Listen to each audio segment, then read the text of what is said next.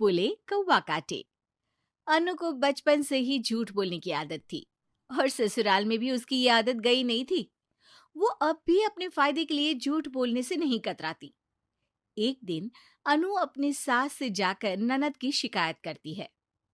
सासू माँ, बीना दीदी ने मेरी साड़ी खराब कर दी, उस पे दूध गिरा दिया, मेरा बहुत नुकसान हो गया। अरे क्यों बीना, मैंने तुझे यही संस्कार दिए हैं क्या? माफी मांग अपनी भाभी से। भाभी, मैंने आपकी साड़ी पर दूध नहीं गिराया है। मैं दूध लेकर जा रही थी और आपने मेरी टांग में टांग अड़ा दी थी, तो मैं दूध लेकर साड़ी पर गिर गई। अरे वाह, एक तो गलती करती हो, ऊपर से इल्जाम भी दूसरों पर। वाह जी वाह। माँ जी, यही है क्या आपके घर के संस्कार? बीना, बहू से माफी मांग। सॉरी भाभी। अरे सॉरी से क्या होगा, साड़ी से होगा, साड़ी के बदले साड़ी। ठीक है बहू, नई साड़ी ले लेना बस। थैंक यू माँ जी, आप ना बहुत अच्छी हो।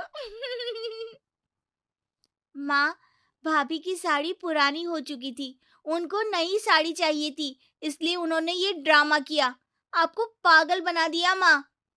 अरे बीना, एक तो गलती करती है, बहू की साड़ी खराब कर दी, ऊपर से बहू की पीठ के पीछे उसकी बुराई कर रही है। मुझे तो भरोसा ही नहीं होता कि तू मेरी बेटी है। देखना माँ, जिस दिन आपको भाभी का सच पता चलेगा ना, पछताओगी बहुत। अरे तू कुछ भी बोलेगी और मान लूं मैं, हैं? आज तो तुझे तेरे किए की सजा मिलेगी। बहू, आज तू आराम कर और बीना करेगी अब से पूरे घर का काम। यहाँ नाक कटवा रही है तो ससुराल जाके पता नहीं क्या करेगी। ठीक है माँ जी, मैं मुंह हाथ धो लेती हूँ, फिर आराम करूंगी। रो रो के पूरा मेकअप खराब हो गया। बीना जल्दी से वहां से चली जाती है और बहू के कमरे में उसकी अलमारी में जाके बैठ जाती है, ताकि उसे पता चले कि भाभी अपने कमरे में करेगी क्या। अनु हाथ मुंह धोकर अपने कमरे में आती है और फोन उठा के सीधे अपने मायके फोन लगा देती है। पता है माँ, आज क्या हुआ? आज मैंने सास की चाय में सब्जी धोने के बाद बचा पानी डाल दिया। बेचारी। ओह, तो भाभी हर बात अपनी माँ को बताती है। अच्छा माँ, अब ना मैं सोने चली, बहुत आराम करना है आज मुझे। थोड़ी देर में अनु की नींद लग जाती है। बीना उसका फोन उठाती है और फोन में कुछ करने लगती है, फिर वहां से चली जाती है। वो सीधे माँ के पास जाकर माँ के कान में कुछ कहती है।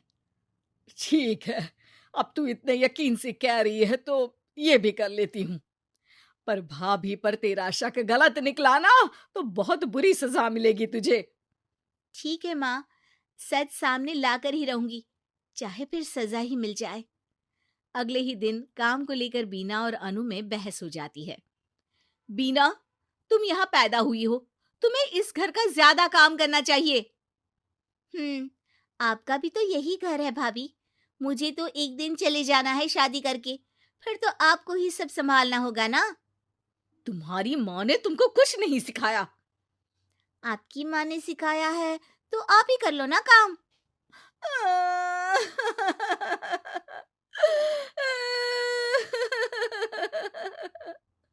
अरे, रो क्यों रही हो? भाभी चुप हो जाओ, मैं कर लूंगी सारे काम। मैं आपके आगे हाथ जोड़ती हूँ, पाँव पड़ती हूँ, प्लीज चुप हो जाओ भाभी। बीना अनु भाभी को चुप कराने के लिए उसके पाँव छू रही होती है। तभी अनु की रोती आवाज सुन के सास वहां आ जाती है। क्या हो रहा है यहाँ? माँ, बिना कुछ बताए इसके पहले ही अनु बोल पड़ती है।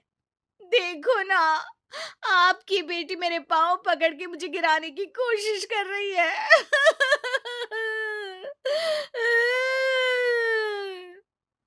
अरे भाभी, ये क्या बोल रही हो? अरे चुप कर बीना, तूने तो बहू के सामने मेरी नाक ही कटवा दी। इसके मायके वालों को जब ये बात पता चलेगी तो क्या होगा? पर पर भाभी झूठ बोल रही है माँ। मैंने भी देखा, तू उसके पांव पकड़ रही थी। वो तो मैं पाँव पड़ ताकि भाभी चुप हो जाए। तू ना आज किचन में सोएगी और खाना भी नहीं मिलेगा तुझे। बहुत बदतमीज हो गई है। अनु को लग रहा था कि उसका झूठ सफल रहा, लेकिन बीना का प्लान काफी हद तक आगे बढ़ रहा था।